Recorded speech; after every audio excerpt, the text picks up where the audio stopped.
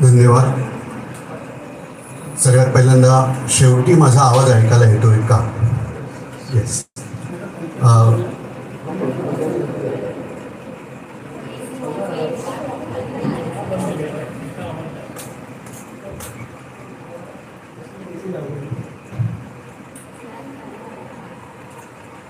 जय हिंद, जय महाराष्ट्रपासून सुरुवात करतो. आपल्याकडे जे काही गेल्या महिन्यातल्या गोष्टी आपण बघितल्या त्यामध्ये पाकिस्तान पुरस्कृत अतिरेकी हे भारतात आले, आपल्याला धर्म विचारला आणि आपल्या लोकांना गोळ्या घालून मारलं. ह्या गोष्टी ऐकल्यानंतर प्रचंड चीड मला वाटतं प्रत्येकाच्या मनात आली होती. असं वाटतं जाऊन पाकिस्तानला चेचावं, पण त्यासाठी आपलं लष्कर आहे, सेना दल आहे, वायुदल आहे, ते सगळे आहेत, ते आपले आहेत. आपण त्यांचे आहोत का? आपण त्यांचे बनवू शकतो. मी आत्ता जे पहिला भाग घेणार आहे मार्गदर्शनाचा तो आपण हवाई दल, भूदल म्हणजे सैन्य, त्याच्यानंतर हे जे सगळं नेव्ही, नौदल, ह्या सगळ्यामध्ये अधिकारी म्हणून कसं जायचं. तुम्हाला जर माहिती असेल तर तो जो काही दुसरा अटॅक म्हणजे आपण जो हल्ला केलेला आहे त्याला सर्जिकल स्ट्राईक म्हणून, त्याच्यानंतर युद्ध सदृश्य हल्ले जे आहेत, तर ह्या सगळ्या गोष्टी ह्या कोणीतरी नियोजन करून केलेल्या आहेत. ते काय आपोआप झालेलं नाही आहे. आपल्याला माहित नव्हतं काय होतंय ते, पण ऑल ऑफ सडन हल्ले करणं किंवा काय म्हणतात ते त्यांच्या न्यूक्लिअर बेसवरती हल्ला करणं हे संपूर्णपणे एक मोठी योजना आहे. आणि अशा योजनेमध्ये आपला सहभाग हा जर देता आला तर अगदी अवश्य आहे. स्वातंत्र्यवीर सावरकरांचं एक सुंदर वाक्य आहे, महाराष्ट्र हा देशाचा खड्गहस्त झाला पाहिजे. मी इथं बसलेल्या मुलांना विचारतो, खड्ग शब्दाचा अर्थ किती जणांना माहिती? सांगू शकतो? तलवार. महाराष्ट्र हा देशाचा तलवारधारी हात झाला पाहिजे. आता तलवार ह्याचा शब्दशः अर्थ घ्यायचा शस्त्र, देशाचं रक्षण करणारा हात. कारण आता तलवारीची जागा ड्रोननी घेतली. मला वाटतं याच्या पुढं आपल्याला सैन्यात भरती करताना कदाचित व्हिडिओ गेममधला एक्सपर्ट असेल त्याला पण घ्यायला हरकत नाही, कारण कॅमेऱ्यामध्ये बघायचंय आणि टार्गेट अचूक घ्यायचंय. तर त्यामुळं आपल्याला ह्या गोष्टी पण आल्या पाहिजेत. मोबाईल हा तुमचा मित्र आहे, पण मित्राला अगदी प्रत्येक ठिकाणी घेऊन जायची गरज नसते. तर एवढं लक्षात ठेवायचं. आपण आता मुद्द्यावर जाऊया. तर ह्या सगळ्या सैन्य दलामध्ये जर आपल्याला जायचं असेल, संरक्षण दलात जायचं असेल, काय काय मार्ग आहेत? सगळ्यात पहिला मार्ग असतो ते म्हणजे त्यांच्या ॲडव्हर्टाईज निघतात, भरती असते, त्यात भरती व्हायचं. पण अशी जेव्हा आपली भरती होते त्यावेळेला तुम्ही एकदम लोअर मोस्ट पोस्टपासून सुरुवात करता. वेळेस काही परीक्षा आहेत, ह्या परीक्षा जर दिल्या तर तुमच्या कारकिर्दीची सुरुवात ही प्रत्यक्ष अधिकारी म्हणून व्हायला सुरुवात होते.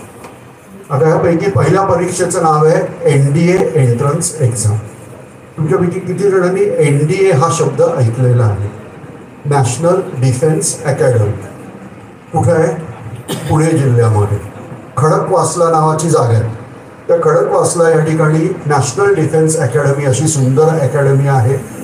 इथे प्रत्येक राज्याच्या विद्यार्थ्यांना ठराविक कोटा असतो, त्याप्रमाणे भरती केलं जातं. 2010 मध्ये RTI खाली विचारण्यात आलं होतं की महाराष्ट्राचा किती कोटा भरला जातो.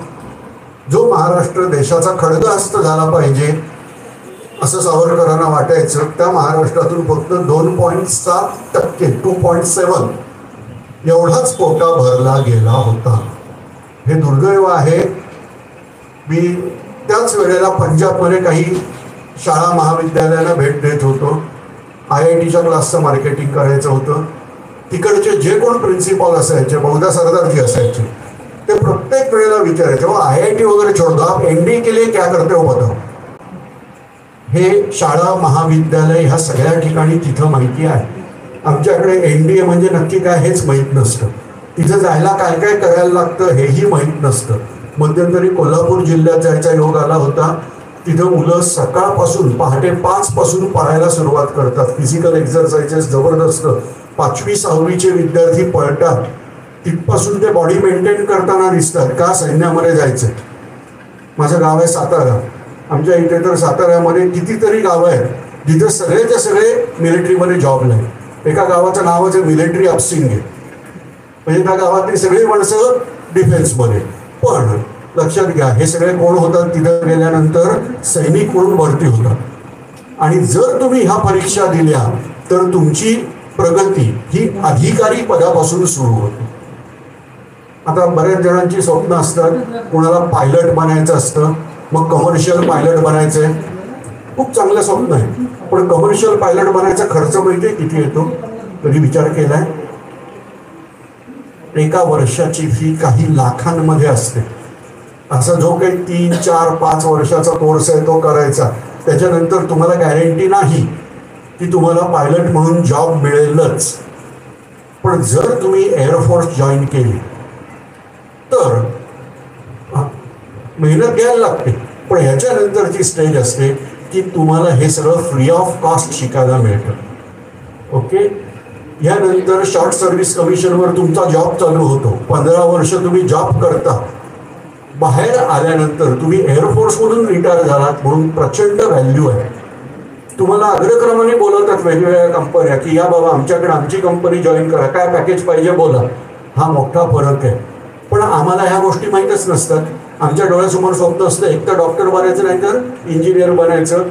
तर हे पण चांगलं आहे, देशाला सगळ्या गोष्टीची गरज आहे.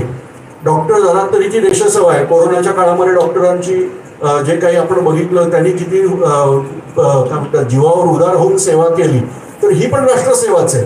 पण ह्याही गोष्टीकडे लक्ष द्यायला पाहिजे. तर आज आपण जो मार्ग बघणार आहोत तो पहिला मार्ग आहे की म्हणजे NDAची परीक्षा, नॅशनल डिफेन्स अकॅडमी. हिंदीमधलं किंवा संस्कृतमधलं नाव आहे राष्ट्रीय संरक्षण प्रबोधिनी. आता ह्या ठिकाणी जायचं असेल तर काय करायचं? तर सगळ्यात पहिलं 11वी आणि 12वी ही 2 वर्ष तुमच्यासाठी इथे जायला महत्त्वाची आहे. 11वीमध्ये सायन्स घेणं आवश्यक आहे. तुमच्यापैकी किती जण आत्ता 10वी पास झाल्या? आत्ता म्हणजे ह्या वर्षीची 10वीची एक्झाम पास झालेले कोण कोण आहे? हात वर करूया बिंदास, फंटास्टिक. मग अजून चान्स आहे. हां, तुम्हाला काय करायचं आहे? सायन्स घ्यायचं. सायन्स का घ्यायचं हे सांगतो. कारण NDAचा पहिला पेपर हा मॅथमॅटिक्सचा असतो. तुम्हाला आवडो अगर न आवडो, मला पण आवडायचं नाही गणित, पण 300 मार्काचा पेपर असतो गणिताचा. पासिंग असतं 50%, म्हणजे 150 मार्काचं पासिंग. तुम्ही जर पहिल्या पेपरमध्ये पास झाला तरच दुसरा पेपर चेक करतात. पेपर एकाच दिवशी द्यायचे, पण पहिला पेपर पास झाल्यानंतर दुसरा पेपर चेक होतो. बरं, पेपर कुठच्या प्रकारचा असतो? त्याला MCQ म्हणतात, मल्टिपल चॉईस क्वेश्चन. म्हणजे तुम्ही कुठच्या पद्धतीने गणित सोडवता हे त्यांना महत्त्वाचं नाही, उत्तर बरोबर येतं की नाही, रिझल्ट ओरिएंटेड. तर त्याप्रमाणे तुम्हाला 300 पैकी कमीत कमी किती मिळवायचे? 150. पेपर 2 जो आहे तो आहे 600 मार्काचा. ह्या 600 मार्कात 200 मार्काचं इंग्लिश आहे. भारत स्वतंत्र कधी झाला? किती जणांना आठवते डेट? भारत स्वतंत्र कधी झाला? हात वर करून सांगायचं. हा बोल. हां, 1947. ओके. आणखीन कोणाला वेगळं साल सांगायचंय? सगळ्यांना मान्य आहे? ठीक, मी सांगतो स्वतंत्रच झाला नाही. कारण स्वतंत्र भारतात इंग्लिशचं काय काम आहे? इंग्रजांपासून जर आपल्याला स्वातंत्र्य मिळालं तर पहिलं काम आपण करायला पाहिजे होतं इंग्लिश भाषा हद्दपार. बघा ना, स्पेनचं स्वातंत्र्य युद्ध तुम्ही अभ्यास, आजकाल तुमच्या हातामध्ये सगळ्यात पॉवरफुल टूल आहे मोबाईल. फक्त तुम्ही स्पेनचं स्वातंत्र्य युद्ध हा प्रकार अभ्यासा. स्पेनवरती अरब लोकांचं राज्य होतं. अरबांचं राज्य जवळजवळ 800 वर्ष स्पेनवर होतं. इंग्रजांचं फक्त 150 वर्ष होतं आमच्यावर, त्यांच्यावर 800 वर्ष अरबांचं राज्य होतं. ते जेव्हा संपलं त्यावेळेला स्पेननी नक्की काय केलं? सगळे अरबी आचार विचार, अरबांचं सगळं आधिपत्य हटवलं आणि तिथं परत स्पॅनिश संस्कृतीचा उदय झाला. भारतात असं झालं का? नाही. आमच्याकडं आजही सरळ सरळ आहे. ऑफिशियल लँग्वेजेस कोणत्या आहेत? इंग्लिश आणि हिंदी. राष्ट्रभाषा डॅश. जे लोक म्हणतात राष्ट्रभाषा हिंदी आहे त्यांना माहीत नाही आहे की राष्ट्रभाषा हिंदी नाही आहे. घटनेमध्ये सरळ सरळ राष्ट्रभाषा या ठिकाणी डॅश आहे, त्या ठिकाणी काय असलं पाहिजे, अधिकृत भाषा ठेवलेल्या आहेत हिंदी आणि इंग्लिश. आणि मग एक घोळ करणारी नेहमीची लाईन आहे काय, तर every state language is having equal status of national language. म्हणजे प्रत्येक राज्यभाषा ही राष्ट्रभाषेप्रमाणेच आहे. पण आमच्या राष्ट्रभाषेच्या ठिकाणी स्पष्ट हिंदी असा उल्लेख नाही. पहिल्यांदा ठरलं होतं सोय म्हणून 15 वर्ष इंग्लिश ठेवायचं, पण नंतर त्यांनी ठरवलं नाही, पुढे आता अनलिमिटेड काळापर्यंत इंग्लिशच ठेवायचं. पप्पूच्या आजीची कृपा आहे, कोणते तुम्ही शोधा. तर यानंतरचा भाग येतो तो म्हणजे आम्हाला 200 मार्काचं इंग्लिश आलं पाहिजे. आता हे इंग्लिश येणं का आवश्यक आहे हे सांगतो. भारताचा आकार प्रचंड मोठा आहे. भारतात वेगवेगळ्या बाजूला वेगवेगळ्या भाषा बोलल्या जातात. आणि अशा वेळेला सैन्यामध्ये संवाद व्यवस्थित झाला पाहिजे. उद्या ग्रीड धरा, नाव काय तुझं, अभिषेक हा समजा डिफेन्स ऑफिसर आहे, त्याच्याबरोबर कोणीतरी आसामी आलाय आणि तो आसामी आणि अभिषेक दोघं एकमेकात संवाद साधणार आहेत. हा म्हणणार मी मराठीत बोलणार, तो म्हणणार मी आसामीत बोलणार. आधी गडबड, एकमेकात कम्युनिकेशन कुठची भाषा, म्हणून त्यासाठी आजही आपल्याला दुर्दैवाने ठेवावी लागते ती म्हणजे इंग्लिश. 200 गुणांचं इंग्लिश आलं पाहिजे. तुमच्यापैकी जे इंग्लिश शिकलेले आहात, म्हणजे 10वीपर्यंत इंग्लिश मिडियममध्ये शिकलाय, त्यांना हे इंग्लिश सोपं जातं. माझ्यासारख्या मराठी मिडियममध्ये जे शिकलेले आहेत त्यांना थोडंसं इंग्लिश टफ असतं, पण आपल्याला प्रॅक्टिसनी जमतं. तर या रीतीने आपल्याला पहिला भाग असेल ते म्हणजे 200 मार्कांचं इंग्लिश. बरं, हाही पेपर MCQचा आहे. याच्यानंतर 400 गुणांचा पेपर आहे, त्याच्यामध्ये आपल्याला फिजिक्स, केमिस्ट्री, बायोलॉजी हे तिन्ही सायन्सचे विषय आहेत. एन्व्हायरमेंटल सायन्स, मग political science, history, geography, Indian national freedom struggle, economics, हे सगळे विषय अभ्यासायचे. मग शेवटी प्रश्न पडतो, बाबा स्वतंत्र भारतात आता एवढं सगळं झालं, इतिहास वगैरे सगळं करून गरज काय. आणि मग प्रश्न असतो तो असतो करंट अफेअर्स, सद्य घडामोडी, असं म्हणून 400, की झाले 200 गुणांचे इंग्लिश आणि 400 गुणांचे हे सगळे पेपर. टोटल किती झाली, 600 MCQs. सो पहिला 300 मार्काचा, दुसरा 600 मार्काचा. ह्यात जर तुमचा स्कोअर चांगला झाला तर UPSC वाले तुम्हाला पुढच्या स्टेजला ढकलतात. त्या स्टेजचं नाव आहे SSB इंटरव्ह्यू. आता इथपर्यंत काम UPSCचं आहे, याच्यानंतरचं काम कोणाचं आहे, SSB म्हणजे सर्व्हिस सिलेक्शन बोर्ड. मग तिथं गेल्यानंतर तुमचा 5 दिवसाचा इंटरव्ह्यू असतो. पिक्चरमध्ये दाखवतात तसा इंटरव्ह्यू नसतो. SSB इंटरव्ह्यू म्हणजे काहीतरी वेगळी प्रोसेस आहे. पण तुमच्यापैकी ताकेशीच कॅसल वगैरे असले प्रकार बघितलेत का, पोगो चॅनल बघणारे? हां, तर तो जो काही प्रकार असतो तसाच प्रकार तिथं तुम्हाला करायचा आहे. पण पहिला प्रकार थोडासा टफ असतो, त्याला म्हणतात सायकोमेट्रिक ॲनालिसिस. म्हणजे तुम्हाला एखादं चित्र दाखवणार आहेत आणि सांगणार की राईट अबाउट 300 वर्ड्स, 300 शब्दात त्या चित्राला वर्णन करा. मग त्याच्यावरून तुमची विचार करण्याची प्रक्रिया त्या लोकांना कळेल. मग लागलंच तर तुम्हाला ग्रुप डिस्कशन, म्हणजे 8 जणांचा ग्रुप करणार आणि सांगणार चला या चित्राच्या संदर्भात ग्रुप डिस्कशन करा. मग याच्यातून ते लोक सिलेक्ट करतात पहिल्या दिवशी. मग असे जे सिलेक्शन झालेले आहेत त्यांना सांगतात तुम्ही इथं थांबायचं, आणि त्यांचं सिलेक्शन नाही झालं त्याला सांगायचं गुड बाय, जा इथून. याला म्हणतात कॉन्फरन्स आउट. सरासरी हे जे SSB इंटरव्ह्यू आहेत ते जबलपूर किंवा प्रयागराज वगैरे या ठिकाणी होतात. मग तिथून तुम्हाला दुसरा दिवस चालू होतो. मग त्याच्यामध्ये फिजिकल टेस्ट असते. फिजिकल टेस्ट म्हणजे साधारणतः 15 ऑब्स्टॅकल तुम्हाला देतात. जे मगाशी सांगितलं ताकेशीच कॅसल वगैरे आहे तशा प्रकारे 15 ऑब्स्टॅकल आहेत. तुम्ही ऑब्स्टॅकल पूर्ण करताय का यापेक्षा महत्त्वाचं काय असतं, तुम्ही त्यांचा अप्रोच काय. समजा नॉटेड रोपवर चढायचं तर तुमचा अप्रोच काय, किंवा तो ताकेशीच कॅसलसारखा प्रकार असतो रोपला धरून इकडून तिकडं जायचं. तर हे प्रकार करताना तुम्ही काय अप्रोचनी करताय. 15 पैकी कोणतेही 10 सिलेक्ट करायचे तुम्हाला.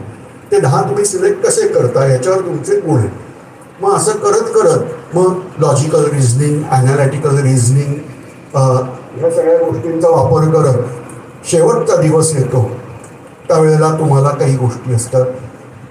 मगाशी मॅडमने बोलताना व्यक्तिमत्व हा शब्द वापरला. मी व्यक्तिमत्व शब्दाचा अर्थ सांगतो. माणूस दिसायला किती गोरा गोमटा आहे, उंच धिप्पाड तगडा आहे, याला व्यक्तिमत्व म्हणत नाही. ती व्यक्तिमत्वाची केवळ एक बाजू असते.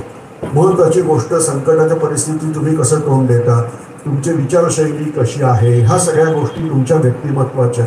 एखादं काम सांगितलं तर मी डिपेंड कोणावर राहणार, म्हणजे मिस्टर डिपेंडेबल किंवा मिस डिपेंडेबल असं आपल्याला स्वतःची पर्सनॅलिटी सिद्ध करता आली पाहिजे. ती कशी सिद्ध करता सांगतो. 4 दिवस तुम्ही एकत्र राहणार, तुमची नावं कोणाला माहीत नाही, तुम्हाला एक बिल्ला देणार आहे, बिल्ल्यावर नंबर असणार, आणि मग शेवटच्या दिवशी तुम्हाला एक कोणती तरी टास्क करायला देणार, सांगणार ही टास्क करायला 5 जणांची टीम आहे, या 5 पैकी तुम्ही एक आहात, उरलेले 4 मेंबर तुम्हाला सिलेक्ट करायचे. झालं. आता समजा या टीममध्ये अभिषेक हे नाव, अभिषेकच ना, अभिषेक हे नाव 10 जणांनी लिहिलं, आमच्या टीममध्ये अभिषेक पाहिजे, अभिषेक पाहिजे. मग लोक सगळे ते जे इंटरव्ह्यू आले ते काय म्हणतात की अभिषेकनी त्याची इमेज अशी तयार केली की कुठचंही काम करायचं तर कोणाचा विचार करतायत, अभिषेकचं सिलेक्शन झालं. आलं लक्षात. तर तुम्हाला तुमचं व्यक्तिमत्व या रीतीने सिद्ध करता आलं पाहिजे. तुम्ही ज्यावरती 10वी पास झालात, आता मोठे झालेले आहेत, तुम्हाला आपल्या व्यक्तिमत्वावर विचार चालू करायचं आहे. आणि मग होकारात्मक, सकारात्मक म्हणतो. सकारात्मक म्हणजे काय असतं, एखादं काम मला जमणार का नाही जमणार.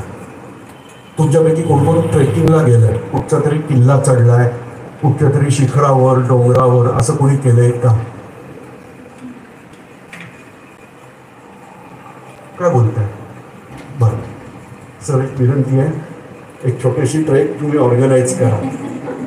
हां, आपण मराठी लोक, आपल्याला किल्ले डोंगर चढायची पूर्ण माहिती पाहिजे. ओके. तर तसं किल्ला चढायचा असतो. अरे बापरे, एवढा मोठा किल्ला आहे, आपल्याच्याने जमणार नाही. हा जर तुमचा पहिला अप्रोच असेल तर मी काय म्हणणार आहे, निगेटिव्ह अप्रोच. हा किल्ला आहे, तो मोठा आहे, पण मला चढायचाच आहे, याला म्हणायचं पॉझिटिव्ह अप्रोच. एकदम वेडसाहस करू नका. हा ट्रेकला जा म्हटलं, डायरेक्ट आदम कुलम मदन नावाची ट्रेक आहे, नका करू. ही खतरनाक ट्रेक आहे. पण ज्या साध्या सोप्या ट्रेक आहेत, म्हणजे कळसूबाई, कळसूबाईबद्दल कोणाला माहिती काय?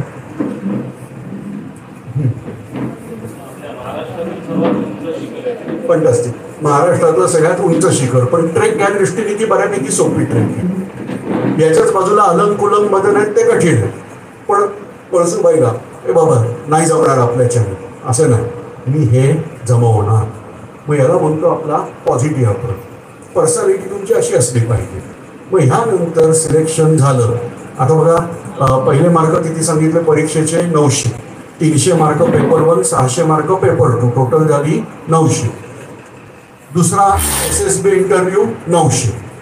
900 अधिक 900 1800. ह्या 1800 जे टॉपर आहेत त्यांना ते लोक पुढं टेस्टला बोलवतात, त्याला म्हणतात मेडिकल एक्झाम. ही मेडिकल एक्झाम खूप टफ असते. याचं कारण काय, तर त्यांना डिफेन्समध्ये चांगली माणसंच पाहिजे. मी त्यांच्या दृष्टीने अत्यंत नालायक माणूस आहे. पहिल्या टेस्टमध्येच मी फेल होतो, त्याला म्हणतात फ्लॅट फूट, म्हणजे तुमचे पायाचे तळवे जे आहेत ते सपाट नको. असे जर सपाट तळवे असतील तर बॅलन्सिंग करता येत नाही. दुसरा प्रकार नी जॉईंट. नी जॉईंट म्हणजे सावधान पोझिशनला जर तुम्ही उभे राहिला तर गुडघे एकमेकांना टेकायला नको. मला फ्लॅटफूट पण आहे, गुडघे पण एकमेकांना टेकतात, त्यामुळं मी डोंगर चढायला, उड्या मारायला कुठेही योग्यतेचा माणूस नाही. तरी मी 50पेक्षा जास्ती किल्ल्यांवर वर जाऊन खालती आलेलो आहे. काही किल्ल्यांवर अनेकदा गेलेलो आहे, पण आर्मीच्या दृष्टीने आम्ही उपयोगी नाही. पण त्यांच्या टेस्ट ह्या खूप टफ असतात, का तर ब्रिटिशांनी दिल्याप्रमाणे आम्ही पाहिलं.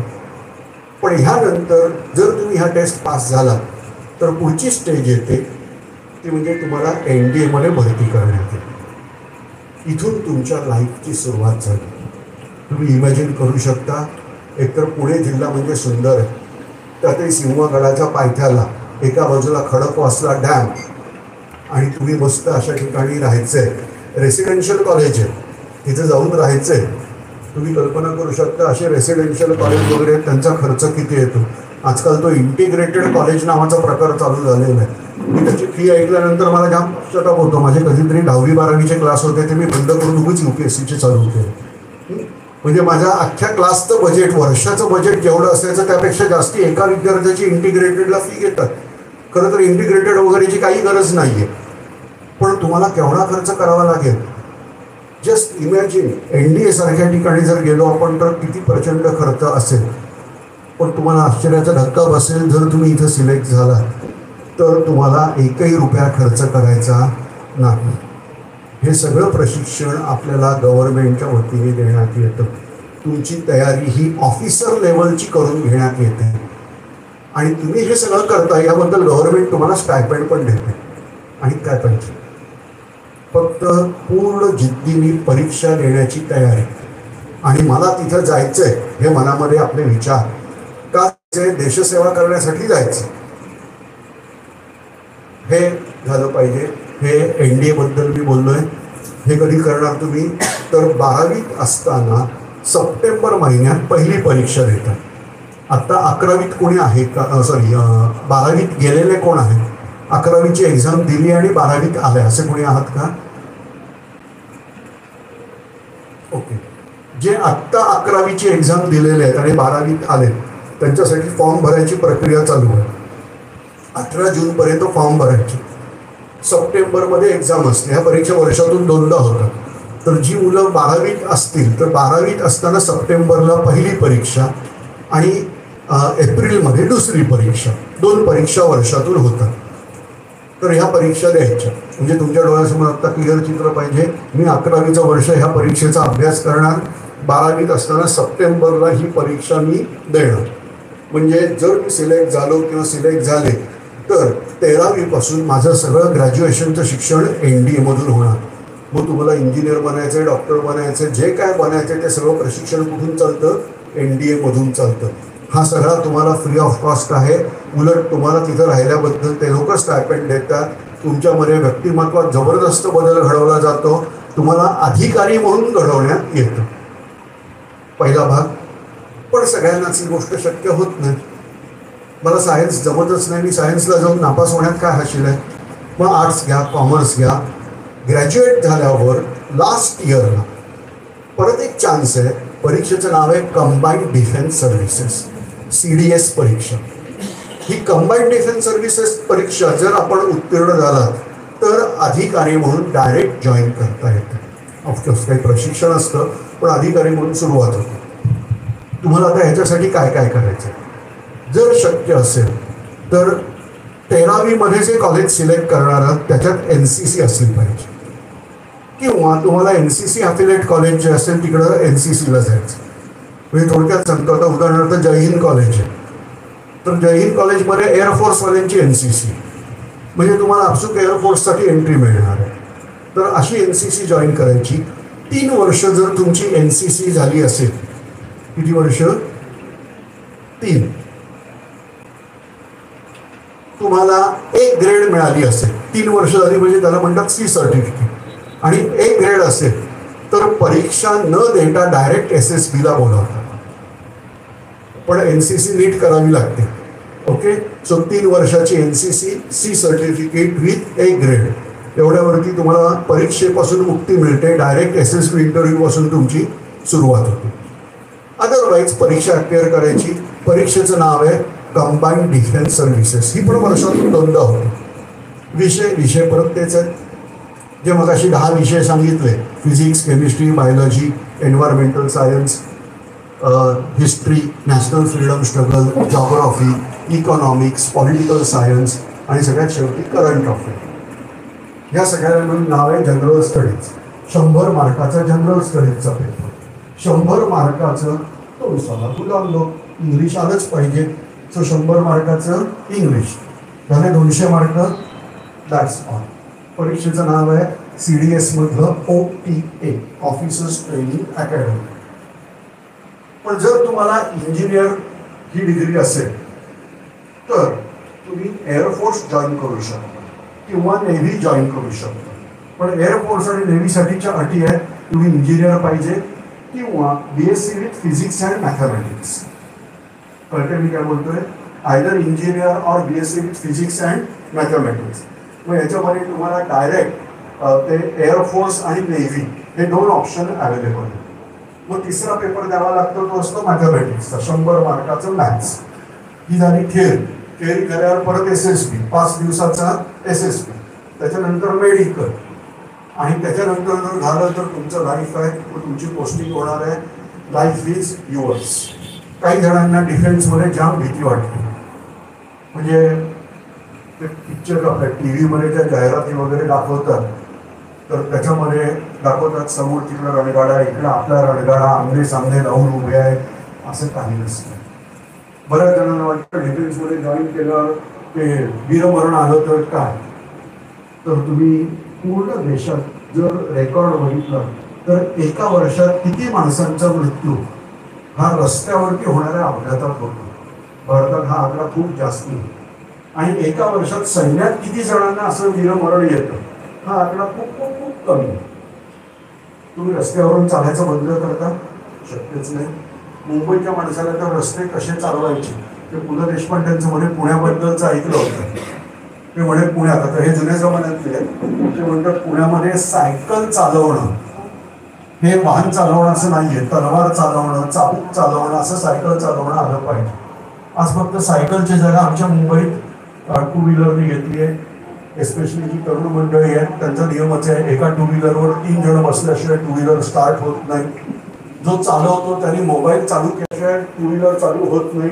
तो मोबाईल कानाला लावायचा आणि मगच टू व्हीलर चालू करायची. मला प्रश्न पडतो एवढे कमी ॲक्सिडेंट का होतात. म्हणजे आपण कदाचित जास्ती एक्सपर्ट आहोत असं म्हणायला लागेल. तर एनिवे आपण जर अशा पद्धतीत असू की रस्त्यावरून आपण बिंदास जातो, ट्रेन ट्रॅव्हलिंग आपण छानपैकी सगळं करतो, तर डिफेन्समध्ये जायला असं काही भयानक गोष्ट नाही.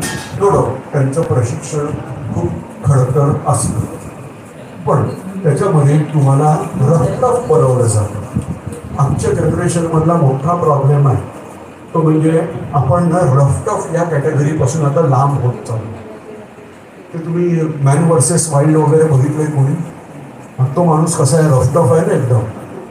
नो डाऊट अमेरिकन डिफेन्समधला आहे, पण त्याच्याकडे जो रफ्ताफनेस आहे की मनात येईल तिथं झोपायचं. आपल्याला असं होतं का? तुमच्यापैकी किती जण हे सगळे प्रकार करू शकतात? मी बरेच जणांचं बघतो ट्रेकला आल्यावर सुद्धा. एका बाईने तर मला विचारलं होतं इथं मॅकडोनाल्डचं हॉटेल असेल का. अरे तुम्ही किल्ल्यावरती मॅकडोनाल्ड, आमच्या दृष्टीने जर किल्ल्यावरती आता झाले ना, बऱ्याच किल्ल्यावरती हे प्रकार झालेत, मक्याचं कणीस वगैरे भाजून मिळतं, ही आमच्यासाठी लक्झरी आहे. पण असे प्रकार आहेत. तर तुम्हाला आता काय काय करायचं आहे? पहिला मुद्दा CDSची परीक्षा ग्रॅज्युएशन नंतर.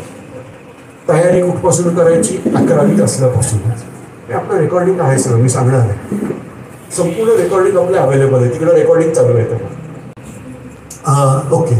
आता याच्यानंतरचा प्रकार असणार आहे आपला CDSची परीक्षा. मग SSB इंटरव्ह्यू झाला, मेडिकल झाली की तुम्ही जॉईन करणार आहे either air force, navy or army. परत एकदा प्रशिक्षण झाल्यानंतर आता हा सगळा प्रकार आपण बघितला. हा सगळा प्रकार काय आहे? डिफेन्ससाठीच आपलं काम. आता ह्यानंतर दुसरा भाग आहे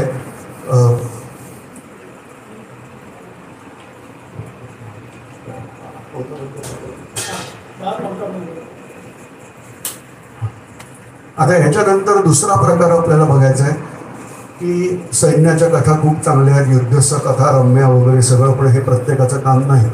उद्या गृहीत धरा की अभिषेकचं 4 वेळा कौतुक केलं, पण सुदैवाने किंवा असं काही झालं की त्याला फ्लॅटफूटच निघालं. बऱ्याच गोष्टी आपल्याला माहीत नसतात. आता काही वेळेला असं असतं की कलर ब्लाइंडनेस असतो, कुणाच्या तरी दातातच कॅव्हिटी निघतात. मग आपल्याला डिफेन्सला जाता आलं नाही तर दुसरा काही पर्याय आहे का? आणि तो पर्याय आपल्यासमोर आहे, तो म्हणजे नागरी सेवा, म्हणजे UPSC सिव्हिल सर्व्हिसेस एक्झाम. परत एकदा स्वातंत्र्यवीर सावरकरांचं अतिशय सुंदर वाक्य, ते म्हणजे हिंदूंचं सैनिकीकरण. वाक्य नीट लक्षात घ्या. काय आहे? हिंदूंचं सैनिकीकरण आणि राजनीतीचं हिंदूकरण हे झालं पाहिजे. राजनीतीचं हिंदूकरण करण्यासाठी प्रशासनामध्ये आपली माणसं जास्तीत जास्त जाणं आवश्यक आहे आणि त्यामुळं आपण प्रशासनामध्ये जाण्यासाठी हे प्रयत्न करणार. आता यासाठी जी परीक्षा आहे तिचं नाव आहे UPSC सिव्हिल सर्व्हिसेस परीक्षा. यानंतर दुसरी परीक्षा आहे तिचं नाव आहे MPSC सिव्हिल सर्व्हिसेस परीक्षा. पण मी आत्ता बोलणार आहे ते फक्त UPSCवर पहिल्यांदा, मग MPSCवर. आता UPSC सिव्हिल सर्व्हिसेस परीक्षा एक्झॅक्टली काय आहे? तुम्ही जे काही हिंदी पिक्चर बघत असाल तो मध्ये कोणता तरी 12वी फेल का काहीतरी आला होता ना असा, तो बघितल्यानंतर लक्षात येईल की ही खूप छान परीक्षा आहे. 12वी फेल झाल्यानंतर पण ही परीक्षा देऊन माणसं कलेक्टर वगैरे होतात. ब्रिटिशांच्या राज्यामध्ये ही सगळ्यात महत्त्वाची पोस्ट होती, कलेक्टर. ब्रिटिश आमचं कल्याण करायला वगैरे काहीही आलेले नव्हते. त्यांनी अपॉइंट केलेल्या माणसाचं नाव लक्षात आलं तरी लक्षात येईल कलेक्टर. ते फक्त आपल्या देशातून पैसे घेऊन जाण्यासाठी आले होते. जास्तीत जास्त पैसा आपल्या देशातून कसा काढता येईल. पण नंतर हळूहळू ब्रिटिश म्हणजे जे कंपनीवाले ब्रिटिश होते त्यांच्यावर इंग्लंडच्या पार्लमेंटमधल्या बसलेल्या ब्रिटिशांचं नियंत्रण यायला लागलं. आणि मग त्यांनी थोडंसं लिबरल व्ह्यू घेतला आणि सांगितलं भारतीय लोकांना पण ह्या परीक्षा देऊन त्यांना ह्या नोकरीत येता येईल. तरी सांगितलं 1858ला प्रत्यक्ष आमचे लोक ती परीक्षा द्यायलाच जाऊ शकत नाही. पण परीक्षा कुठं घेणार? लंडनला. मी तुलाच पकडणार आजचा दिवस. अभिषेकला परीक्षा द्यायची आहे. अभिषेक ग्रॅज्युएट होणार आणि लंडनला जाणार परीक्षा द्यायला. म्हणजे अभिषेकच्या आईबाबांना आधी मोठीच्या मोठी फोडली. इथून लंडनपर्यंत. बरं त्यावेळेला विमानं पण नव्हती, बोटीने जायचं. स्टीम बोटने गेलं तर 2.5 महिन्याचा प्रवास. मग तिथं जाणार, परीक्षा देणार. सिलेक्ट झाला तर ठीक आहे, नाहीतर केलेला खर्च सगळा वाया. प्रत्यक्ष आपली माणसं ही परीक्षा उत्तीर्ण झालेला पहिला आहे.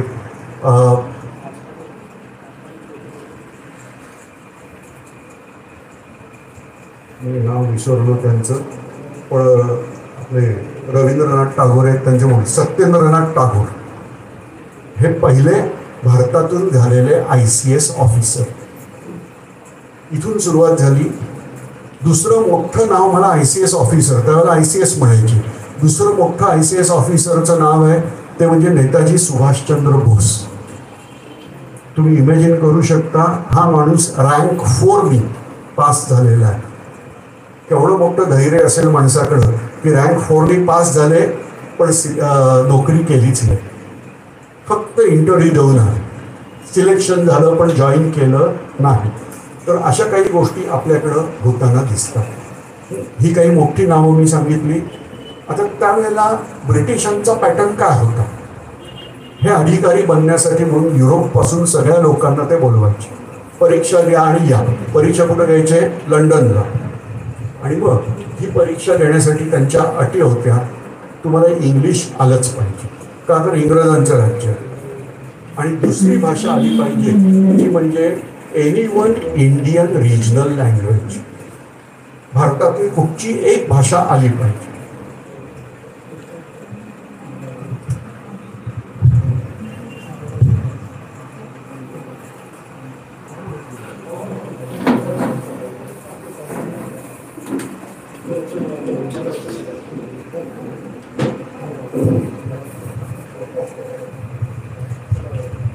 धन्यवाद कुलकर्णी सर, आपण या कार्यक्रमाला आलात आणि आमच्या विद्यार्थ्यांना त्यांचे शुभाशीर्वाद दिलेत त्याबद्दल धन्यवाद.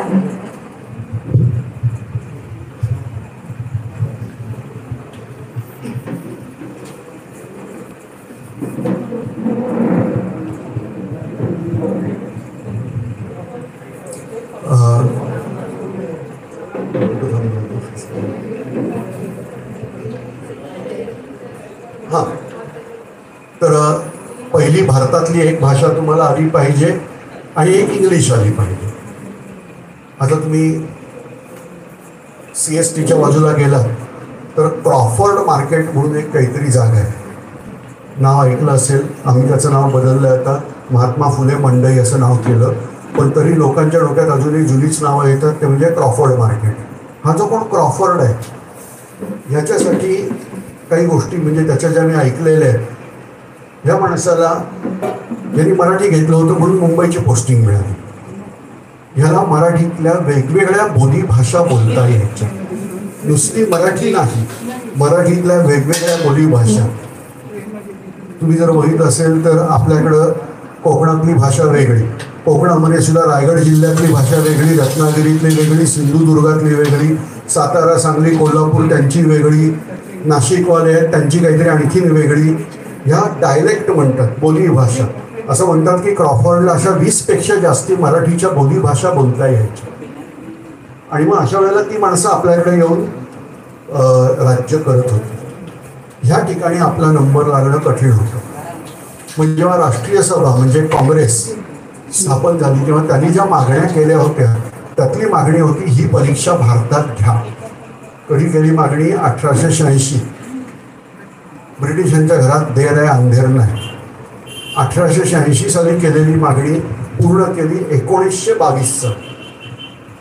आणि मग पहिल्यांदा ही परीक्षा भारतात घेतली. कुठे? अलाहाबाद, म्हणजे आजचं प्रयागराज. एकच सेंटर होतं, पण त्यावेळेला आम्हाला आनंद होता की ही परीक्षा द्यायला मला इंग्लंडला जावं लागणार नाही, भारतातल्या भारतात काम होऊन जाईल. स्वतंत्र भारतात ही परीक्षा प्रत्येक राज्यात होती. अभिमानाने सांगू शकतो आम्ही आमच्या मुंबईत होतो. दुर्दैवाची गोष्ट सांगतो, फार कमी जण ही परीक्षा द्यायला जातात. अजूनही बऱ्याच जणांचं म्हणणं असतं मी आधी MPSC होतो मग UPSC होतो. म्हणजे कन्सेप्ट असा असतो की मी आधी 10वी होईल मग 12वी होईल. तर असं काही नाही आहे. एकाच वेळेला तुम्ही दोन्ही परीक्षांचा अभ्यास हा करू शकता, UPSC ॲज वेल ॲज MPSC. UPSCची परीक्षा भारतात होते, महाराष्ट्रात होते, मुंबईत होते. आता स्वरूप काय? तर काय झालं? 3 टप्पे आहेत. पहिला टप्पा जो आहे तो म्हणजे प्रिलिम, दुसरा आहे मुख्य, आणि तिसरी परीक्षा आहे त्याला म्हणतात इंटरव्ह्यू, किंवा त्याचं खरं नाव आहे पर्सनॅलिटी टेस्ट. आता आपण सुरुवात करूया प्रिलिम ह्या परीक्षेसाठी. ही चांगली परीक्षा आहे. खरं तर ही परीक्षा उत्तीर्ण झालं तर काय मिळणार आहे? ऑब्विसली तुम्हाला कलेक्टर म्हणून जॉब मिळेल. तुम्हाला IPS ऑफिसर माहिती असेल तर हे IPS म्हणून तुम्हाला जॉब मिळू शकेल. कोणाला नको? आता मोदींच्या राज्यामध्ये लाल दिव्याची गाडी काढून घेतली, पण पूर्वीचा प्रकार म्हणजे तुम्हाला सरकारी बंगला, लाल दिव्याची गाडी, नोकर चाकर, गलेलठ्ठ पगार, टेबलावरून. टेबलाखालचं मी काही बोलू शकत नाही, पण वरच्या गोष्टी सांगतो. ह्या सगळ्या गोष्टी प्रचंड आहेत. मग भारतातून जवळजवळ 15 लाख माणसं पहिली परीक्षा द्यायला येतात. ओके, त्यात महाराष्ट्रातलं प्रमाण कमी आहे, पण ऑल ओव्हर भारतामधून 15 लाख जण ही परीक्षा द्यायला येतात. ह्या 15 लाखातून फक्त 10,000 मला काढायचं. अप्रॉक्सिमेट किती जण बाहेर येणार? 10,000. ती मुख्य परीक्षा द्यायला. मग त्याच्यातून 3,000 जणांना ते घेणार आहेत इंटरव्ह्यूसाठी, आणि त्या 3,000तून सिलेक्ट करणार 1,000. आपला नंबर त्या 1,000त लागला पाहिजे. मगाशी जे मी सांगितलं, किल्ला दिसला उंच आहे, मी किल्ल्यावर चढणार का नाही चढणार? आपली माणसं अशी आहेत जे खालून बघतील बाबा उंच आहे नको, नाही. आपला प्रयत्न काय असला पाहिजे? किल्ला पूर्ण चढायचा. तोच प्रकार इथे आहे. UPSCची परीक्षा मी पूर्णपणे देणार, पूर्ण तयारी आमची असली पाहिजे. सो तुम्हाला एक आउटलाईन दिली. आता पहिला पेपर प्रिलिम जो आहे तो प्रिलिम कसा आहे? परत एकदा जनरल स्टडी. 10च्या 10 पेपर परत तेच आहे. कोणकोणते? Physics, chemistry, biology, environmental science, history, national freedom struggle, political science, economics, आणि मग शेवटचा करंट अफेअर. पेपर 1 मध्ये तुम्हाला 120 मिनिटात 100 प्रश्न सोडवायचे. पेपर 2 120 मिनिटात 80 प्रश्न सोडवायचे. पेपर 2 हा मला खूप आवडणारा पेपर आहे. म्हणजे लॉजिकल रिझनिंग, ॲनालिटिकल रिझनिंग. ऐकलं कधी हे शब्द? स्कॉलरशिप दिली आहे. ज्यांनी कोणी स्कॉलरशिप दिली असेल, बुद्धिमत्ता चाचणी असते ना, साधारणतः तो सगळा प्रकार. मग त्याच्यानंतर कॉम्प्रिहेन्शन स्किल, हे सगळे प्रकार त्याच्यामध्ये येतात. आणि मग असं करत करत पॅरलल कम्युनिकेशन नको, मग असं करत करत तुमची संपूर्ण तयारी. हा पेपर 2 आहे. पूर्वी पेपर 1 अधिक पेपर 2चे मार्क घ्यायचे.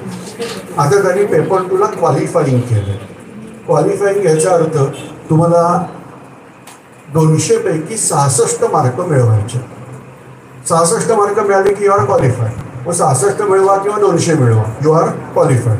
काउंट कोणाचे होतात? फक्त पेपर 1चे मार्क. सो जनरल स्टडीज हा सगळ्यात महत्त्वाचा पेपर आहे. जर तुम्ही ही परीक्षा पास झाला तर पुढच्या लेवलला जातो आपण, ती असते मेन्स, मुख्य परीक्षा. मुख्य परीक्षा पास झालात की इंटरव्ह्यू. इंटरव्ह्यूमध्ये सरासरी तुमची पर्सनॅलिटी, व्यक्तिमत्व बघितलं तर इथं जो इंटरव्ह्यू आहे तो जास्ती मोठा नसतो. एका दिवसाचीच प्रक्रिया असते, एका दिवसातली काही तासांची.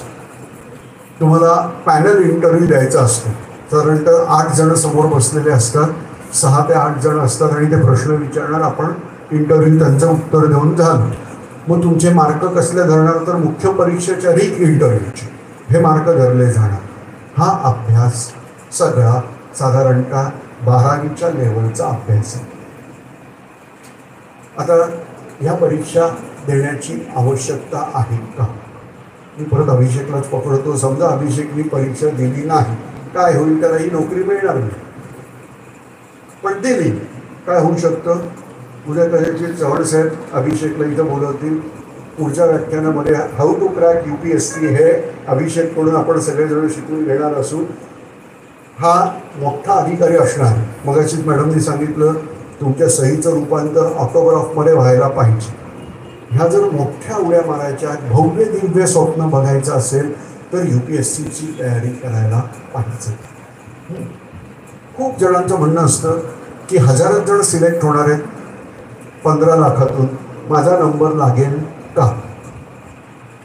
नाही, माझा नंबर लागलाच पाहिजे. समजा नाही लागला तर त्यांनी अटेम्प्ट केलेत ना. दुसरा अटेम्प्ट आहे, तिसरा अटेम्प्ट आहे, चौथा अटेम्प्ट आहे, 5वा आहे. तुम्ही ओपन कॅटेगरीत असाल तर 6वा आहे. OBC कॅटेगरीत असाल तर 9वा आहे. SC ST कॅटेगरीत असाल तर वयवर्ष 21 ते वयवर्ष 37 अनलिमिटेड अटेम्प्ट आहेत. एवढे अटेम्प्ट्स आहेत. हे सगळे UPSCसाठी. MPSCसाठी 3 वर्ष रिलॅक्सेशन. अभ्यास UPSCचा जो आहे तोच MPSCचा. थोडासा फरक आहे. थोडा फरक म्हणजे सांगतो कसं असतं. समजा बजेट आहे, UPSCला कोणाचं बजेट लागणार? सेंट्रल गव्हर्नमेंटचं. MPSCला सेंट्रल गव्हर्नमेंटचं पण आणि शिवाय स्टेट गव्हर्नमेंटचं. UPSCचा जो भाग आहे तो सगळा धरून प्लस थोडासा महाराष्ट्राचा अभ्यास. हा कुठं लागतो? हिस्ट्री आहे तीच आहे, जॉग्रॉफी आहे तीच आहे. मग फरक कुठं पडतो? थोडाफार फरक बजेट किंवा व्यापार, आपला करंट अफेअर याच्यावर थोडा फरक आहे. बाकी सगळ्या गोष्टी आहेत त्याच आहेत. आणि त्यामुळं मी सरळ सांगतो की UPSCचा आणि MPSCचा अभ्यास एकच आहे. तुम्हाला फार वेगळं इकडे तिकडे जायची गरज नाही. समजा माझ्या हातात इथून गोव्याला जायच्या गाडीचं तिकीट आहे आणि मला वाटेत चिपळूणला उतरायचे, रत्नागिरीला उतरायचे किंवा सावंतवाडीला उतरायचे. गाडी तिथं थांबली पाहिजे. तर गोव्याच्या तिकीटावर मी कुठेही उतरू शकतो. पण माझ्याकडं मुळातच तिकीट चिपळूणपर्यंतचं आहे आणि मी तसंच गोव्यापर्यंत जाऊ शकत नाही अधिकृत रीतीने. तर हा प्रकार तुम्ही लक्षात ठेवायचा. त्यामुळे तयारी करताना कशाची करायची? UPSC. तुम्ही सगळा अभ्यास बघितलात, मगाचपासून मी बोलतोय जनरल स्टडी हाच आहे. आणि मग हाच सगळा अभ्यास करायचा असेल तर मी सगळ्याच परीक्षा का नाही ट्राय करायच्या? मी CDS देऊन बघतो, मी UPSC देऊन बघतो, मी MPSC देऊन बघतो. ह्या सगळ्या परीक्षा ह्या आपल्याला देता येतात. आता पुढचा मुद्दा आहे तो म्हणजे याचा अभ्यास कधीपासून सुरू करायचा. बऱ्याच जणांचं म्हणणं असतं आत्ताशी 10वी झाली, एस्पेशली तुमच्यापैकी जे इंस्टाग्राम वगैरे बघत असतील त्याच्यावरती छान छान रील्स असतात. घरचे आम्हाला कसं फसवतात अशी रील असतात. एवढं 10वीचं वर्ष अभ्यास कर, मग लाईफ इज युअर्स.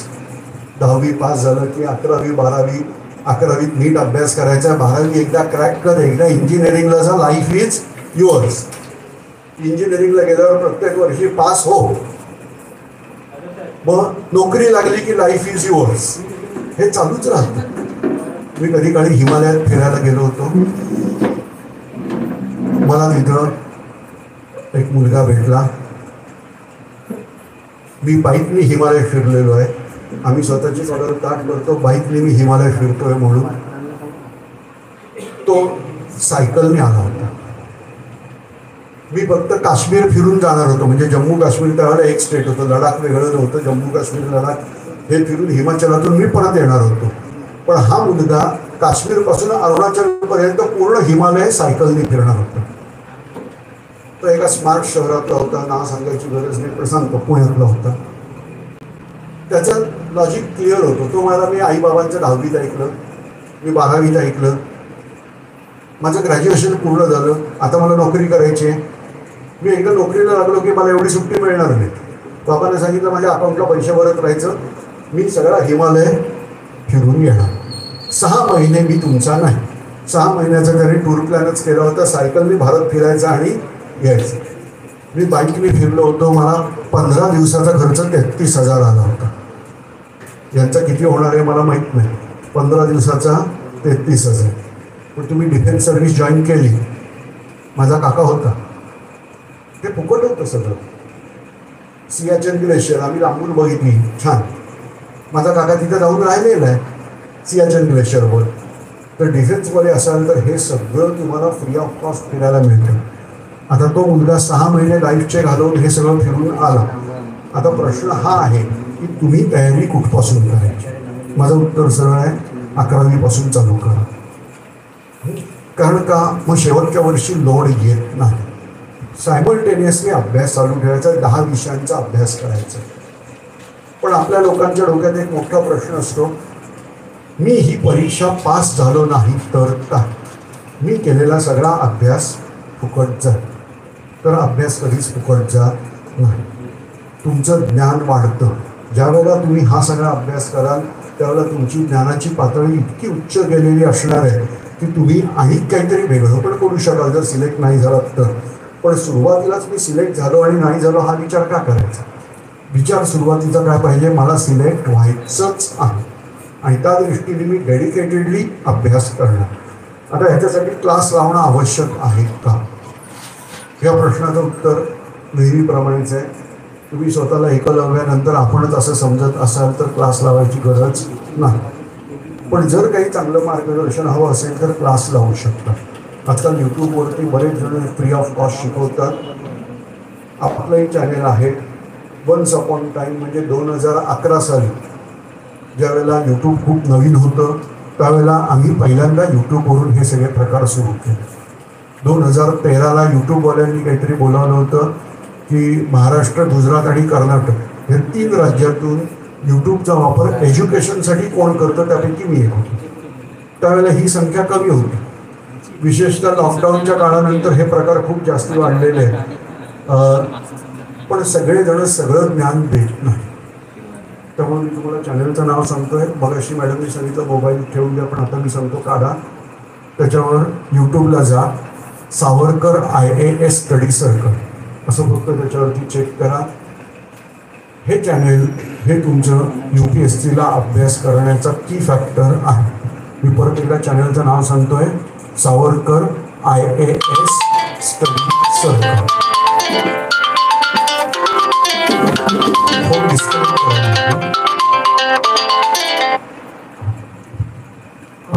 चॅनेलचं नाव सांगतोय, सावरकर IAS स्टडी सर्कल. या चॅनेलवर या. ह्याच्यावर तुम्हाला सगळी माहिती मिळेल. त्याच्या प्लेलिस्ट आहेत, त्या प्लेलिस्ट पण बघा. हे चॅनेल सबस्क्राईब करून ठेवलं तर त्यासारखी चांगली गोष्ट आहे.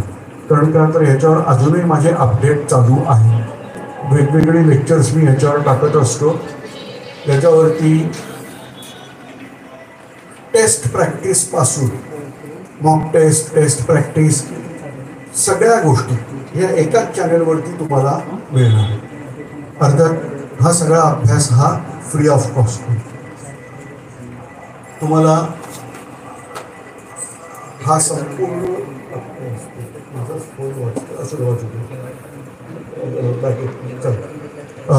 हा सगळा अभ्यास हा तुम्हाला फ्री ऑफ कॉस्ट करायला मिळणार आहे. त्यामुळं मी तुम्हाला सजेस्ट करेन की ह्या चॅनेलला तुम्ही कनेक्टेड राहा. याच्यातले व्हिडिओ बघायचे. दुसरा मी नंबर तुम्हाला सांगतो, लिहून घ्या, 922 1849650. परत सांगतो, 922-184-9650. या नंबरला व्हॉट्सअपवर फक्त तुमचं नाव पाठवायचं, तुम्हाला ऑटोमॅटिक प्लेलिस्ट येणार आणि मग त्यातले लेक्चर बघायला सुरुवात करायची. यूट्यूबमध्ये आणि याच्यात फरक असा आहे की लेक्चर सगळे यूट्यूबवरचीच आहे. फरक हा आहे की ही जी लेक्चर्स आहे ही सिक्वेन्शियली अरेंज या नंबरवर फोन केला किंवा फोन नाही सर काय करायचं, व्हॉट्सअपवर तुमचं नाव पाठवायचं, तुम्हाला ऑटोमॅटिक मेसेज येणार आणि मग ही लेक्चर बघायला सुरुवात करायची. मी यूट्यूब बघताना लोकांचं ऑब्झर्वेशन केलेलं आहे, तर ते यूट्यूबला लोक जाम इम्पेशंट असतात. तसं ते मार्कर पुढं करत बघायचं हा कळलं. तर ही लेक्चर तशी नाही आहे, ही सिक्वेन्सनी पूर्ण अभ्यास करायचा. 8 लेक्चर आहेत. पहिले 8 लेक्चर झाले की त्याच्यावर आधारित टेस्ट, त्या टेस्टनंतर त्याचं ॲनालिसिस. म्हणजे तुम्हाला वाटतं हे आन्सर बरोबर आहे, पण प्रत्यक्ष मी बी दिलेलं असेल आन्सर, मग बी का दिलं ते सगळे ॲनालिसिस त्याच्यात आहे. हे सगळे प्रकार तुम्हाला तिथं बघायला मिळतील. तर हा ज्याला अभ्यास करायचे त्याच्यासाठी मी सांगतो खजिनाचा खजिना आहे. ओके, तर या ठिकाणी तुमचा फ्री अभ्यास हा इथं होणार. हा कसा करणार तुम्ही, तुम्हाला मिळालेल्या वेळामध्ये रिकामा वेळ मिळाला तर हा अभ्यास करायला अगदी हरकत नाही. आत्ता तुम्ही 11वीत आहात त्यामुळे हे सहज काम होऊ शकतं. त्यातून तुम्ही सायन्सला जा किंवा आर्ट्सला जा, तुम्हाला उपयोगी पडणारे लेक्चर ह्याच चॅनेलवर आहे. कॉमर्सवाल्यांसाठी इथं काही नाही, पण सायन्स आणि आर्ट्सवाल्यांसाठी इथं प्रचंड आहे. त्यामुळे हा अभ्यास तुम्हाला आत्ता कॉलेजला जाताना पण उपयोगी पडणारा अभ्यास आहे. त्यामुळे असे काही नाही, मी UPSCचा अभ्यास करण्यासाठी चॅनेल बघतो. ओके, हे सगळं झालं फ्री. पण बऱ्याच जणांचं म्हणणं असतं की तो क्लास लावल्याशिवाय आमचा अभ्यास होत नाही. तर अशासाठी आपला सावरकर स्मारक म्हणून जागा आहे. तुम्ही दादरला जर आला तर छत्रपती शिवाजी महाराज उद्यान, जुनं नाव शिवाजी पार्क, इथे शिवाजी महाराजांचा एक सुंदर पुतळा आहे. त्या पुतळ्याच्या मागच्या बाजूला रस्ता आहे, तो क्रॉस केला की आपली झाली. तर सावरकर स्मारक म्हणून अतिशय सुंदर स्मारक आहे. या ठिकाणी वेगवेगळे उपक्रम चालतात. जवळजवळ 30 वेगवेगळे उपक्रम आहेत. जे तुम्हाला बॉक्सिंग शिकायचं आहे आमच्याकडे या, कराटे शिकायचे तरीही आमच्याकडे या, तायक्वांडो नावाचा प्रकार किती जणांना माहिती आहे, तोही आमच्याकडंच आहे. तलवार चालवायची आहे का प्रत्यक्ष, तर ती पण शिकायला या. काही जण म्हणतात तलवारीचा काय उपयोग आहे आजच्या जमान्यात, तर एअर रायफल पण शिकायला मिळते. एअर रायफलचा क्लब आहे आपला, या फक्त तिथे या. काही जण म्हणतील मला याच्यात कशात इंटरेस्ट नाही, आपल्याला नाचायला आवडेल. तर वेगवेगळ्या प्रकारचे नाचाचे पण प्रकार असतात, आपल्याला माहीत नाही त्याच्यात जास्ती, कुठे भरतनाट्यम, कथ्थक आणि काय कंटेम्पररी असे वेगवेगळे प्रकार. हे सगळे कोणाला गाणं गायची इच्छा असेल तर तेही आहे. हे असे असंख्य उपक्रम तिथे चालतात.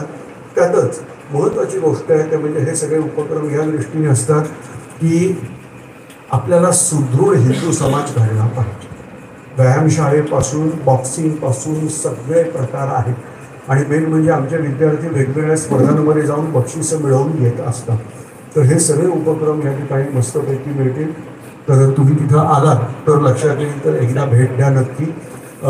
या ठिकाणी प्रत्यक्ष आपले वर्ग चालतात. 1 वर्षाची बॅच जर तुम्ही केली तर तुम्हाला अभ्यासाला फायदा प्रचंड होईल. म्हणजे आत्ता तुमचा कॉलेजचा जो अभ्यास आहे त्याच्यासाठी फायदा आहे. आणि UPSCचं तुमचं सगळ्यात महत्त्वाचं म्हणजे पूर्ण तयारी इथून होती. UPSCचा अभ्यास करताना फक्त लेक्चर्सवर उपयोग नाही, तुम्हाला रेफरन्स बुक प्रचंड वाचावी लागतात. रेफरन्स बुक याचा अर्थ संदर्भ ग्रंथ. तुम्ही जर बघितलं असेल तर बऱ्याच लोकांना कुठच्या ग्रंथात कुठं काय म्हटलेलं आहे हे माहिती नसतं. आणि अशा वेळेला आपण जर हे ग्रंथ वाचले असतील तर तुम्ही त्यांना रेफरन्स देऊ शकता. UPSCच्या अभ्यासामध्ये प्रश्न जे विचारले जातात त्याच्यात तुम्ही संदर्भ ग्रंथ वाचलेत का ह्याच्यावरून पण सुरुवात होते. आता संदर्भ ग्रंथाचं महत्त्व सांगतो. R.C. मुजुमदार या नावाचे एक लेखक आहेत. ते इतिहासाचा अभ्यास, त्यांचं पुस्तक इतिहासाचं आहे, सुंदर पुस्तक आहे. आता UPSCचा प्रश्न बघा. नटराजाची मूर्ती सगळ्यांना माहिती आहे. तर ते चोला एम्पायर ज्या वेळेला होतं तिथल्या नटराजाच्या मूर्तीला किती हात होते? 2, 4, 6, 8 असं ऑप्शन आहे. त्याचं उत्तर कोण सापडतं तर RC मुजुमदारांचं पुस्तक आहे, त्याच्यामध्ये फोटो आहे नटराजाच्या मूर्तीचा आणि खालती लिहिलंय चोला नटराज आयडॉल चोला एम्पायर.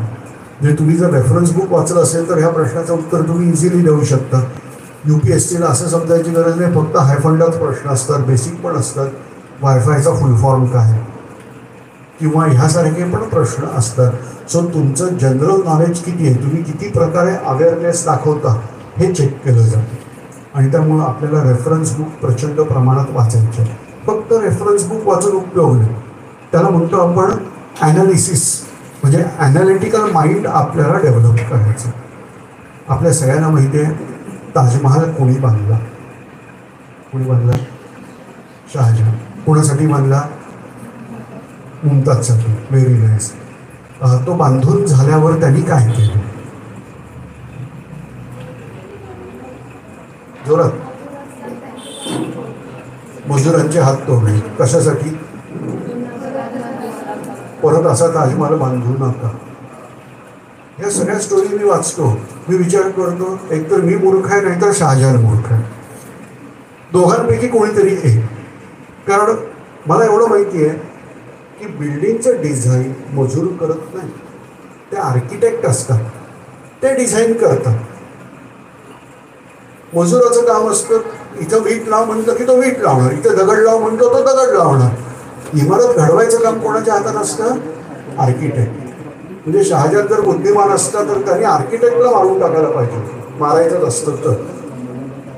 तो शहाजहान हा कलेचा चाहता होता. हा असला चाहता बघा, म्हणजे विचार करायची वृत्ती आपली ही असते.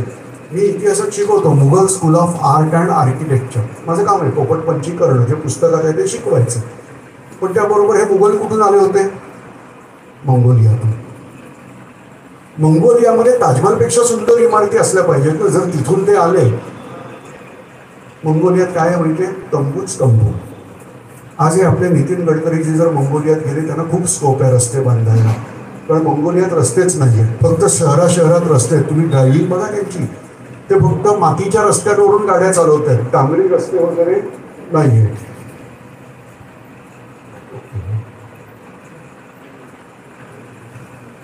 तर आपल्याला ज्या मंगोलियातून ते आले त्या मंगोलियामधली पहिलं शहर हे चंगीज खान नावाच्या माणसाने तयार केलं. तोपर्यंत मंगोलियात शहरच नव्हतं. त्या शहराचं नाव आहे उलन बाटो, मंगोलियाची राजधानी. तुम्ही यूट्यूबवर बघा किंवा गुगल मॅपवर बघा, त्या विमानतळासमोर चंगीज खानाचा मोठाच्या मोठा पुतळा आहे. का तर त्यांनी ते शहर निर्माण केलं. पण माझं म्हणणं तेच आहे की ताजमहालपेक्षा सुंदर इमारती मंगोलियात असायला पाहिजेत, पण तिथं ते नाही आहे. बरं, बाबर भारतात आल्यानंतर इतिहासाच्या पुस्तकातली वाक्य सांगतो, त्या सगळ्या बिल्डिंग बघितल्यावर भारतातल्या बाबर एकदम आश्चर्यचकित झाला. त्याने आयुष्यात कधी असल्या बिल्डिंग बघितल्या नव्हत्या. आणि मग त्यांनी इकडचे जे सगळे मूर्तिकार आहेत, जे कोणते निर्माते आहेत, ह्या सगळ्यांना समरकंदला पाठवलं. का तर भारतात बिल्डिंग आहेत तशा तुम्ही समरकंदला बांधा. हेही मी पुस्तकातच वाचतो. आलं लक्षात? तर असं आहे, म्हणजे ह्याच्यातून आपल्याला ॲनालिटिकल माइंड, म्हणजे मी जे वाचलंय त्याचा विचार करून त्याच्याप्रमाणे आपले विचारधारा लिहायच्या. हे कधी उपयोगी पडतं? एसे रायटिंग, जे पेपर म्हणजे मेन पेपरमध्ये आहे एसे रायटिंग, तिथं तुमचे हे स्किल खूप उपयोगी पडणार आहे. सरांनी सांगितल्याप्रमाणे आपल्या इथं जर तुम्ही क्लास सुरू करायचा असेल तर तुमच्यापैकी एक 25 विद्यार्थी जर यायला तयार असतील तर आपण चेंबूरमध्ये सुद्धा हे वर्ग सुरू करू शकतो असं सरांनी सांगितलेलं आहे. तर त्यामुळं तुमचं तुम्ही ठरवा, मला UPSCला जायचं, मी ही तयारी करणार. जर मिळालं तर मला डिफेन्समध्ये जॉब आवडेल, डिफेन्समध्ये नाही तर मला प्रशासकीय सेवेमध्ये अधिकारी बनायला आवडेल. पण हे का बनायचं हे महत्त्वाचं आहे. तेवढं म्हणून मी संपवणार आहे. ते म्हणजे टेबलावरून खालून पैसे मिळणार आहेत वगैरे ह्यासाठी नाही. हे देशकार्य आहे. तुम्हाला माहिती आहे IAS ऑफिसर काय करू शकतो? एक उदाहरण देतो. TN शेषन असं नाव कोणी ऐकलंय का? ज्यांच्या कृपेमुळं आम्हाला वोटर आय डी निवडणुकीचं कार्ड मिळालं. ह्या आधी हा अद्भुत प्रकार होता की प्रत्येक भारतीय मतदाराला निवडणुकीचं ओळखपत्र देता येईल का. टी.एन. शेषने निवडणूक अधिकारी आहेत, ते म्हणाले बघा मी नियम बनवत नाही, नियम कोण बनवतं, संसद बनवतो, माझं काम नियम पाळणं. आणि त्याप्रमाणे त्यांनी यंत्रणा कामाला लावली आणि आपल्याला सगळ्यांना वोटर आय डी हा कन्सेप्ट मिळाला. IAS अधिकाऱ्याची ताकद ही असते. तुम्हाला जर माहिती असेल तर या ठिकाणी आता शेवटचा महत्त्वाचा प्रश्न, हे पेपर कुठच्या भाषेत द्यायला लागतं. त्याचं उत्तर आहे प्रिलिम जी आहे ती इंग्लिश आणि हिंदी दोन्हीपैकी कुठच्याही भाषेत देत आहे. तर पेपर एका बाजूला इंग्लिशमध्ये असतो, दुसऱ्या बाजूला हिंदीत असतो आणि तुम्हाला सर्कलच डार्क करायचं. पण मुख्य परीक्षा जी आहे ती तुम्ही मराठीतून देऊ शकता. उत्तम उदाहरण आहे म्हणजे मुंबईचे आयुक्त जे आहेत त्यांनी मराठीतून पेपर देऊन ते आयुक्त झाले. त्यामुळे आपल्याला जर असं वाटत असेल की मला इंग्लिश व्हावं लागेल, इंग्लिशच आलं तर असं काही नाही. पण आता सोय एवढी सुंदर आहे की तुम्ही निबंध मराठीत लिहू शकता, सगळे पेपर इंग्लिशमध्ये लिहू शकता, इंटरव्ह्यू हिंदीत देऊ शकता. 3 ठिकाणी तिन्ही म्हणजे लँग्वेज इज नॉट बॅरियर, एवढी सोय शासनाने आपल्याला दिलेली आहे. तर त्यामुळं मला देशकार्य करायचे, देशामध्ये मला प्रगतीपथावर जो देश आहे तो आणखीन झपाट्याने प्रगतीपथावर मी कसा नेईल, ह्यासाठी मला तिथं जायचं किंवा सैन्यात जायचं, ह्यासाठी मला ह्या परीक्षा घ्यायच्या, असा उदात्त दृष्टिकोन ठेवायचा. त्या छत्रपती शिवाजी महाराजांचं नाव आम्ही 10 वेळा घेतो. त्यांनी मराठ्यांचं स्वतंत्र राज्य, सावरकर त्याला म्हणतात हिंदू पद पातशाही, ही निर्माण करायची ह्या ध्येयाने कार्य केलं. असं नाही की प्रत्येक किल्ल्यावरती गेलो की मला राहायला जागा असली पाहिजे म्हणून मी हे काम करतो, तर असं नाही. ध्येय तुमचं उदात्त असलं पाहिजे, बाकी गोष्टी तुमच्याबरोबर आपोआप येतात. एक इंग्लिश मधलं वाक्य सांगतो, no aim is crime, failure is not crime. तुम्हाला प्रत्येकाला लक्षात ठेवायचं आहे की मी उच्च दृष्टिकोन ठेवणार आहे, मी त्यासाठी सगळी तयारी करणार आहे. तयारी केल्यानंतर फेल झालं तर वेगळी गोष्ट आहे, पण सुरुवातीलाच फेल व्हायचा विचार काय करायचा, सुरुवातीला विचार काय करायचा, मी सिलेक्टच होणार, मी त्यासाठी प्रयत्न करणार, ह्या रीतीने आपण जिद्दीने प्रयत्न सुरू करायचे. माझी तुम्हाला विनंती असेल की ज्या विद्यार्थ्यांना जर इथंच क्लास सुरू करायचा असेल तर त्यांनी चव्हाण साहेबांना नंतर संपर्क करायचा. जर 25 विद्यार्थी असतील तर आपण इथं क्लास सुरू करणार आहे. शेवटचं काम चव्हाण साहेबांनी मला इथं बोलावलं, याबद्दल मी त्यांचे आभार मानतो. संपूर्ण आपल्या संस्थेच्या वतीने ही जागा आणि एवढी उत्तम सोय उपलब्ध करून दिली याबद्दल मी संस्थेचे आभार मानतो. आणि सगळ्यात महत्त्वाचं काम ते म्हणजे मी जे काही तुम्हाला बोललो याबद्दल माझी गुरुदक्षिणा असणार. ती गुरुदक्षिणा मी तुम्हाला सांगून ठेवतो, कोण कोण देणार ते मला सांगायचं. ते म्हणजे मला ट्रेकिंगची आवड आहे, मला K2 ह्या ठिकाणी ट्रेकला जायचं. K2 ऐकलंय ना, काय आहे बरोबर. आणखी हे भारतातलं सगळ्यात उंच शिखर आहे, तर इथे ट्रेक मला करायला आवडणार आहे. फक्त प्रॉब्लेम एवढा आहे की ते भारतातलं सगळ्यात उंच शिखर आहे पण ते पाकिस्तानात आहे. ओके, POK मध्ये आहे. तर ते POK मधून आपल्या काश्मीरमध्ये आलं की मी तिथे ट्रेकला जायचं ठरवलं. दुसरं, कैलास यात्रा मला करायला आवडणार आहे, कैलास मानस सरोवर यात्रा, पण ते सध्या चीनच्या ताब्यात आहे. तिसरं IBC म्हणजे इंडस व्हॅली सिव्हिलायझेशन, ह्याच्या 2-3 चांगल्या साईट आहेत. म्हणजे मोहेंजोदडो आहे, हडप्पा आहे, आमरी आहे, याही सध्या पाकिस्तानात आहे. ह्या तेवढ्या भारतात आल्या की मला इथेही जायला आवडेल, कारण माझा इगो फार मोठा आहे. माझ्याच देशात जायला दुसऱ्याची परमिशन घेऊन का जावं लागेल असा माझा एक प्रश्न आहे. त्यामुळे तुम्ही जेव्हा अशा प्रकारे अधिकारी व्हाल आणि हे काम कराल त्यावेळेला माझी गुरुदक्षिणा मिळाली असं समजलं. धन्यवाद.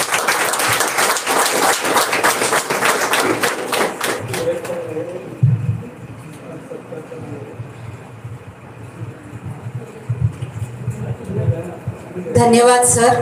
आणि मला वाटतं आपल्या सर्व विद्यार्थ्यांना, सर मला वाटतं आपण त्यांच्यासाठी 5 मिनिटं देऊया. जर विद्यार्थ्यांना काही प्रश्न सरांना विचारायचे असतील तर आपण विचारू शकता. म्हणजे तुमचे जे काही डाऊट्स असतील ते तुम्ही क्लिअर करू शकता. डाऊट्स फक्त स्पर्धा परीक्षा रिलेटेड असले पाहिजेत. आहे कोणाचं डाऊट नाही? म्हणजे सरांनी सांगितलेलं सगळं तुम्हाला समजलेलं आहे, गरज नाही. हा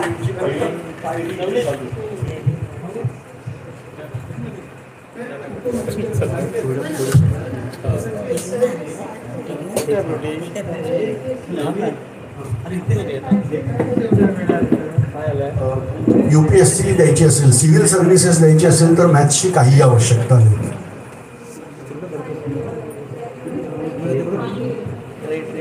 तू आत्ता कितवीला आहेस? हां, मग 11वी 12वी सायन्स ठेवायचं. पुढं तुला जे ग्रॅज्युएशन करायचे ते करायचं. सायमल्टेनियस हा अभ्यास चालू ठेवायचा. असं काहीही नाही. तुम्ही डॉक्टर असाल, इंजिनियर असाल, BCom असाल, लॉ केला असेल, कुणीही असेल तरी UPSC साठी चालतं. त्यामुळे त्याचा संबंधच नाही. एनी ग्रॅज्युएशन, UPSCची परीक्षा फक्त ग्रॅज्युएट झाल्यावर देता येते, ग्रॅज्युएशनच्या लास्ट इयरला देता येते. अभ्यास करणं महत्त्वाचं आहे. बाकी फील्ड तुमचं तुम्ही कोणतंही घ्या. उलट सायन्स घेतलं तर जास्त फायद्याचं असतं. हां, बंद करा.